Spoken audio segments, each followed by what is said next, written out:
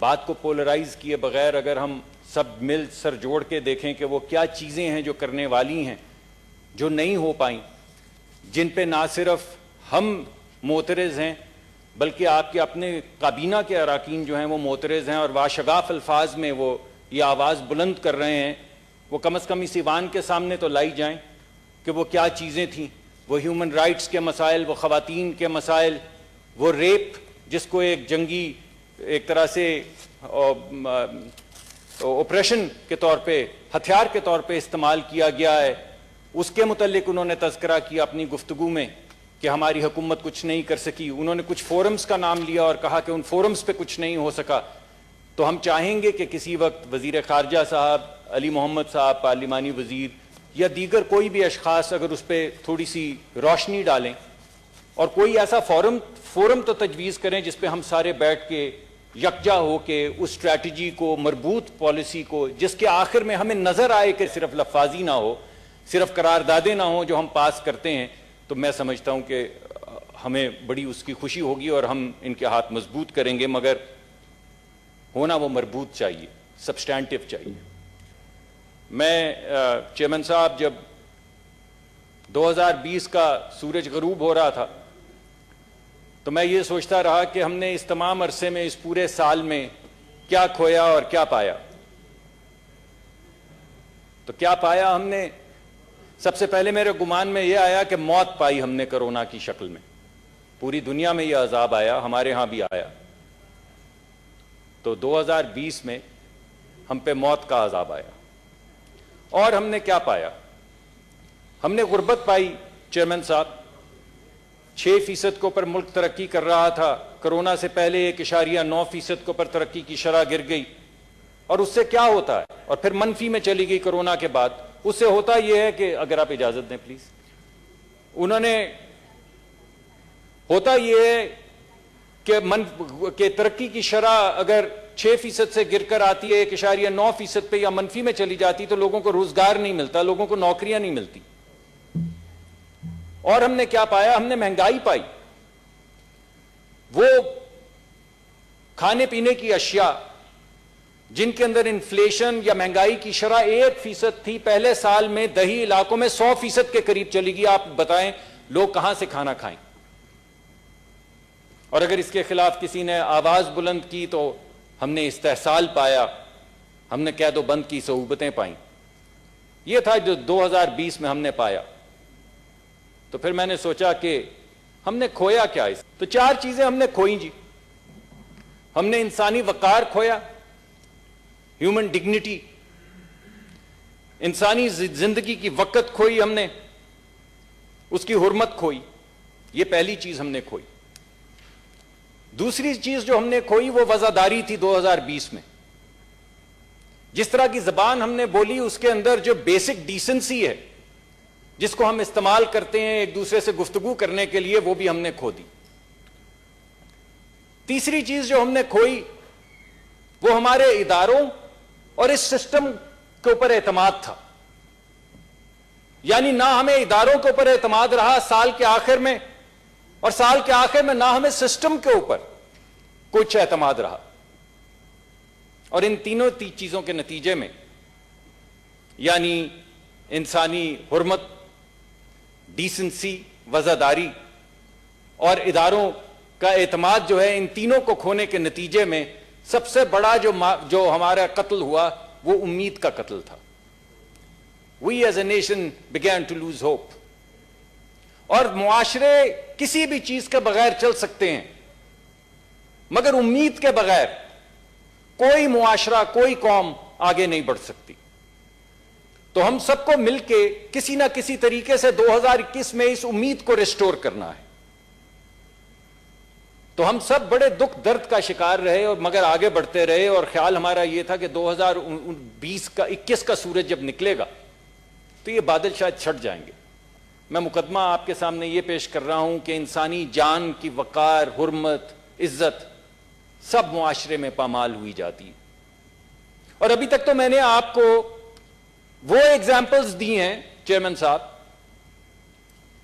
ان لوگوں کی جو مر گئے، جن کی چھاتیوں میں 7-9 گولیاں ماری گئیں، یا جن کو لٹا کے ایک دوسرے کے سامنے ذبح کر دیا گیا.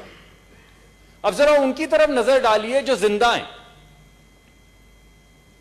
میں ایک پی آئی اے کے کاؤنٹر پہ تھا, کچھ عرصے کی بات ہے, رات گاڑی چلا کر گیا تھا, تو میں نے اس کو کہا کہ بھائی ذرا سیٹ اچھی دے دو. اس نے کہا سیٹ تو اچھی دے دیتا ہوں, میری پہلے بات سن لو ایک. تو میں نے کہا جی فرمائیے. تو وہ کہنے لگے کہ میں بھائی یہاں پہ کام کرتا ہوں, مجھے 18-20 سال ہو گئے ہیں, عزت دار آدمی ہوں, ایم اے پاس کیا ہوا ہے, سفید پوش ہوں.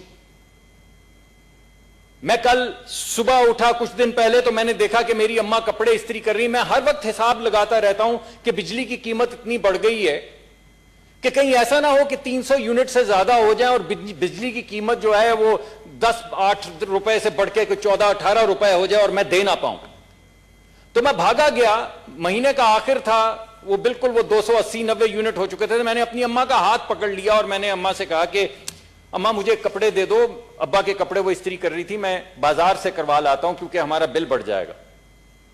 تو اس نے کہا, میں نے مڑ کے دیکھا تو میری اماں کی آنکھوں میں آنسو تھے, اور ان آنسوؤں میں وہ یہ کہہ رہی تھی کہ میں نے تمہیں اس دن کے لیے بڑا کیا, میں نے تمہیں اس دن کے لیے بڑا کیا کہ ایک دن میں تمہارے باپ کے کپڑے جو میں 50 سال سے استری کرتی آ رہی ہوں, استری کرنے کے لیے اٹھوں گی اور تم میرے ہاتھ پکڑ لو گے. اس دن کے لیے ہم نے تمہیں بڑا کیا. اس دن کے لیے ہم نے خود گیلی جگہ پہ تمہارے پیشاب کی ہوئی جگہ کے اوپر سوئے اور تمہیں سوکھی جگہ پہ سلایا کہ ایک دن تم ہمارا ہاتھ پکڑو گے. تو اس ماں کی آنسوؤں میں جو بے حرمتی تھی زندگی کی, اور اس بچے کے چہرے کے اوپر جو لاچاری ہوگی جو 300 یونٹ کی تکرار میں پڑا ہوا تھا, یہ مقدمہ بھی میں آپ کے سامنے رکھنا چاہتا ہوں کہ اگر آپ بجلی کا بل دیتے ہیں تو بچوں کی فیس نہیں بھر پاتے, آپ بچوں کی فیس دینے کے لیے نکلتے ہیں تو 3 وقت کا کھانا نہیں دے پاتے, آپ 3 وقت کا کھانا دینے کی کوشش کرتے ہیں تو ماں باپ کی دوا جو 500-550% بڑھ چکی ہے وہ گھر نہیں لا پاتے, اور اگر کوئی خدا نخواستہ بیمار ہو جائے اور اس کو ڈائلسس کی ضرورت پڑے تو وہ ڈائلسس جو مفت ہوا کرتا تھا یا 1000 روپے میں ہوتا تھا اب وہ 10-12 ہزار میں ہوتا ہے. تو جو 20-30 ہزار روپے کماتا ہے وہ مر جائے, وہ اپنے ماں باپ کو لے کر کہاں جائے, 3 مرتبہ 4 مرتبہ کیسے ڈائلسس کروائے.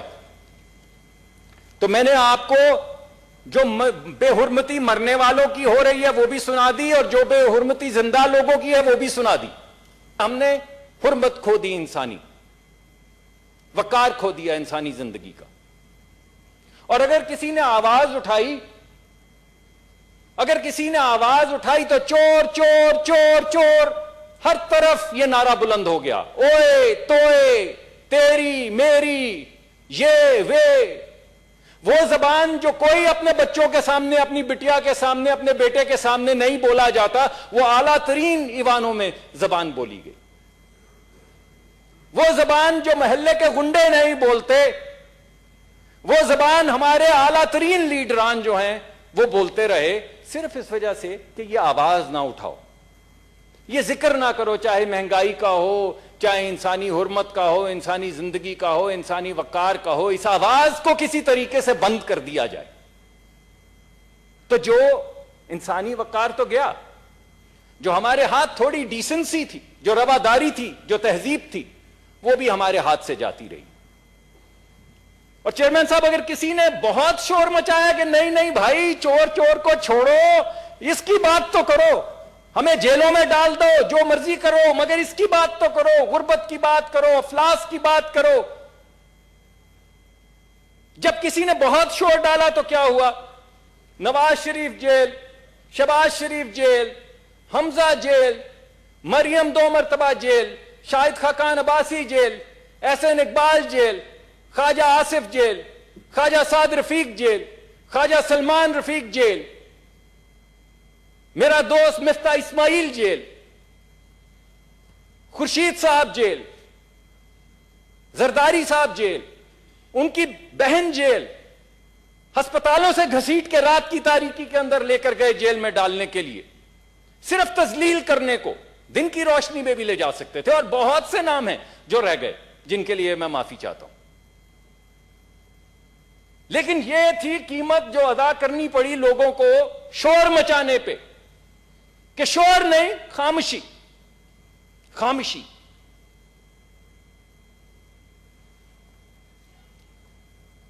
عجیب سی بات ہے کہ یہ سب جیل، مگر ای او بی آئی پہ خاموشی.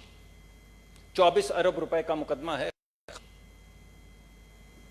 این آئی سی ایل پہ خاموشی، مالن جبا پہ خاموشی، بی آر ٹی پہ خاموشی.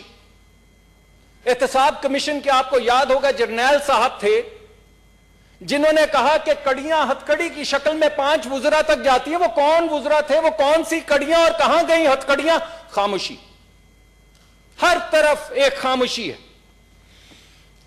تو عجیب سا لگتا ہے، عجیب سا لگتا ہے کہ ایک طرف تو جو آواز اٹھائے وہ تمام کی تمام لیڈرشپ، پیپلز پارٹی کی، ہماری، آپ کی، اور اس طرف بینچ کے بیٹھے ہوئے تمام پارٹیز جو ہیں وہ جیل.